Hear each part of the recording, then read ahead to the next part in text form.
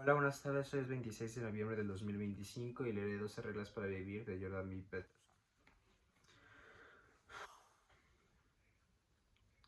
No me gustan las fiestas adolescentes, no las recuerdo con ningún tipo de nostalgia. En realidad, eran bastante deprimentes. La iluminación siempre era tenue, como para minimizar la timidez. La música se ponía tan fuerte que era imposible mantener ningún tipo de conversación, aunque de todas formas tampoco había sido la gran cosa que había gran cosa que hablar. Además, siempre se contaba con la presencia de algunos de los psicópatas locales y todo el mundo bebía y fumaba demasiado. En el ambiente flotaba la sensación deprimente y opresiva de la desorientación absoluta y nunca ocurría nada, excepto aquella vez en la que un compañero mío de clase muy introvertido se puso a gritar borracho, su escopeta de calibre 12 cargada, o aquella otra vez que la chica con la que luego me casaría se puso a insultar con el mayor de los desprecios a un tipo que amenazaba con un cuchillo, o cuando otro amigo trepó a un árbol enorme, se colgó en una rama y acabó cayendo de espaldas medio muerto al lado de un fuego que acabamos de encender, justo un minuto antes de que estúpido de su compañero hiciera lo propio. Nadie sabía de qué diablos se hacía en las fiestas. Esperaba a que llegara una porrista, esperaba a Godot, aunque sin lugar a dudas se habría preferido lo primero. Si bien los equipos con porristas eran pocos en nuestro pueblo, la realidad se aproximaba más a lo segundo. Supongo que sería más romántico decir que nos habría encantado hacer algo más productivo, teniendo en cuenta los aburridos que estábamos. Pero no es así. Todos íbamos de cinco prematuros, de cansados con el mundo, incapaces de asumir responsabilidades, con lo que de ninguna forma nos habríamos adaptado a los clubes de debate, los grupos de exploradores o a las actividades deportivas extraescolares que los adultos intentaban organizar. No atraía a hacer cosas. No sé cómo era la vida de los adolescentes antes de que los revolucionarios de las finales de los 70 recomendaran a toda la juventud eso de ponerse hasta arriba a conectar sin importar nada. Era aceptable en 1955 un adolescente estuviera en voluntad propia en algún club, pero desde luego no era lo que ocurría 20 años después. Muchos de nosotros nos pusimos hasta arriba sin importarnos nada, pero muy pocos conseguimos concentrarnos. Yo quería estar al otro lado y no era el único. Todos los que acabaron de largarse a Fairview, en el que crecí, tenían claro que se irían a los 12 años. Yo desde luego lo tenía claro. Mi mujer que creció conmigo en la calle que nuestras dos familias vivían, también lo que tenían claro. Mis amigos entonces... Perdón, perdón. Mis amigos entonces, los que se fueron y los que no, también lo tenían claro, independientemente del camino que llevaran en las familias de aquellos al principio irían a la universidad. Este tipo de ideas, aunque no se hablara de ello, consideran totalmente normales. Y para quienes venían de familias con menor nivel educativo, un futuro que pasara por la universidad ni siquiera se concebía. Y no era por falta de dinero, ya que las tasas de la enseñanza superior eran muy asequibles en esa época. Y la providencia de la Alberta había mucho trabajo muy bien pagado. En los años 80 gané más dinero trabajando en una serrería de lo que volvería a ganar haciendo cualquier otra cosa durante los siguientes 20 años. Nadie se quedaba sin ir a la universidad. Por falta de dinero. En opulenta Alberta del petróleo de los años 70. Algunos amigos diferentes y otros de los de siempre.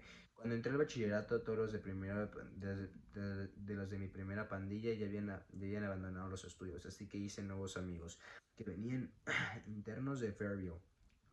Su pueblo, Bear Canyon, el cañón de los osos muy apropiado, estaba todavía más lejos de todo, y no tenía escuelas donde estudiar más allá de los 14 años de edad.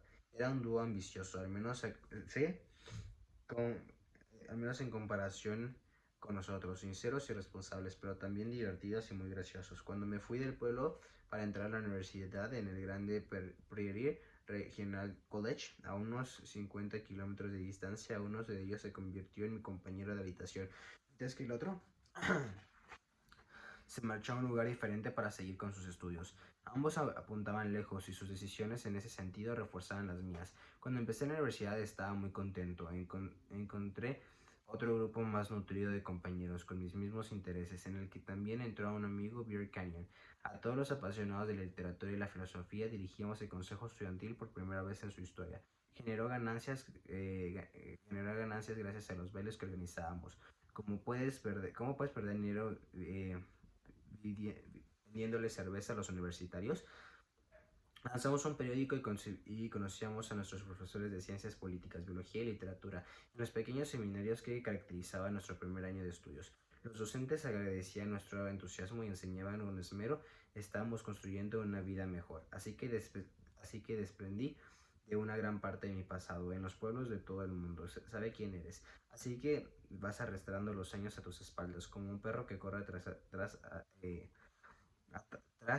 latas atadas a la cola. No pueden escapar a la persona que has sido. En ese entonces no todo estaba en internet, gracias a Dios, pero sí que estaba almacenando de una información igualmente indelible, en los que el recuerdo y las expectativas de todo el mundo se dirigiera a uno. Sin embargo, cuando te mudas todo queda como suspendido, por lo menos durante un tiempo.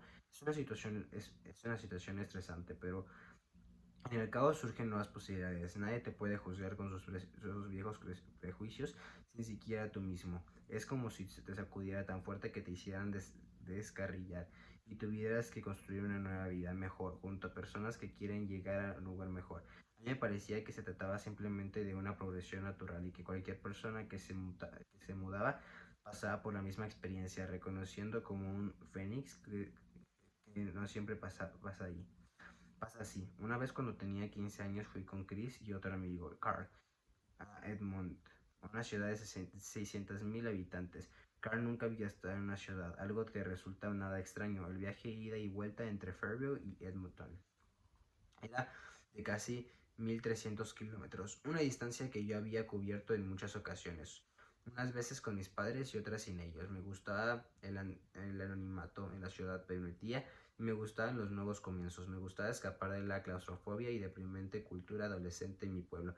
Sí que convencí a mis dos amigos para hacer el viaje juntos.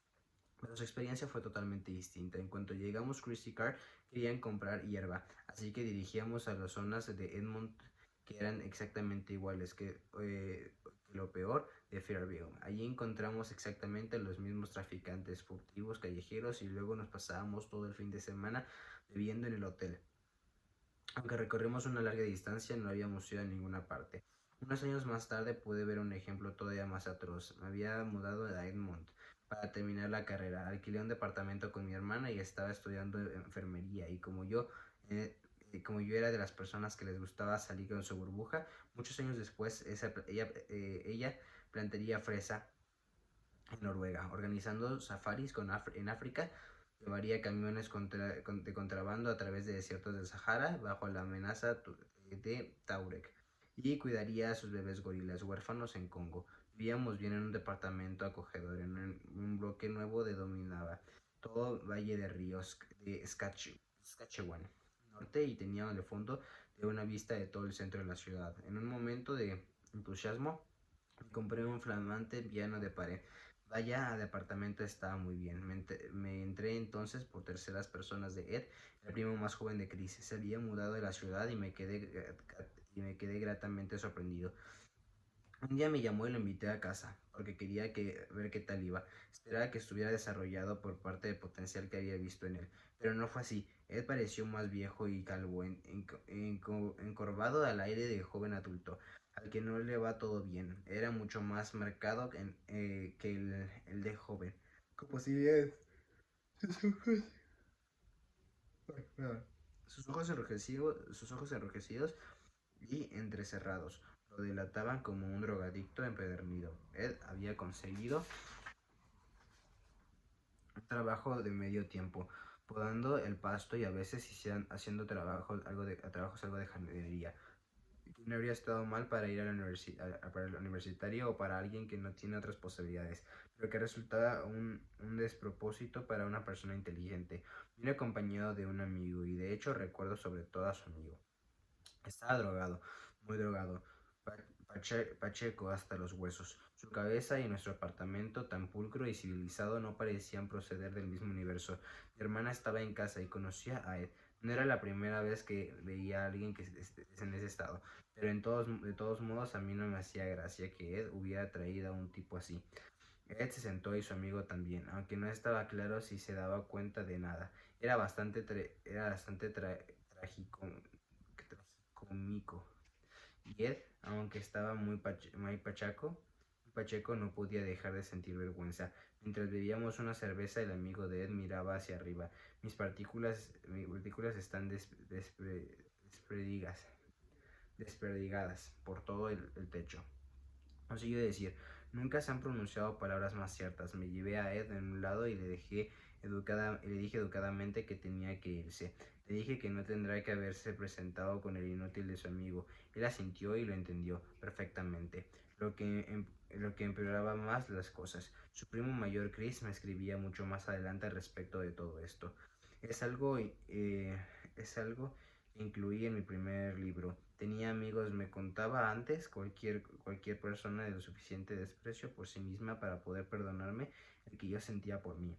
¿Qué hacía que Chris, Carl y Ed fueran incapaces o peor, que no tuvieran la mínima intención de moverse, de cambiar de amistades y de mejorar las circunstancias de sus vidas? Era inevitable, una consecuencia de sus propias limitaciones, de enfermedades y traumas letales del pasado. Después de todo, la gente veía considerablemente las personas que parecen al mismo tiempo estructuras y deterministas. La gente presenta diferentes niveles de inteligencia, que es gran parte de las habilidades que aprenden de transformarse. La gente también tiene posibilidades muy diferentes. Hay personas activas y otras pasivas. Algunos son quietos y otros tranquilos. Bueno, eso es todo. Espero que les haya gustado y muchas gracias.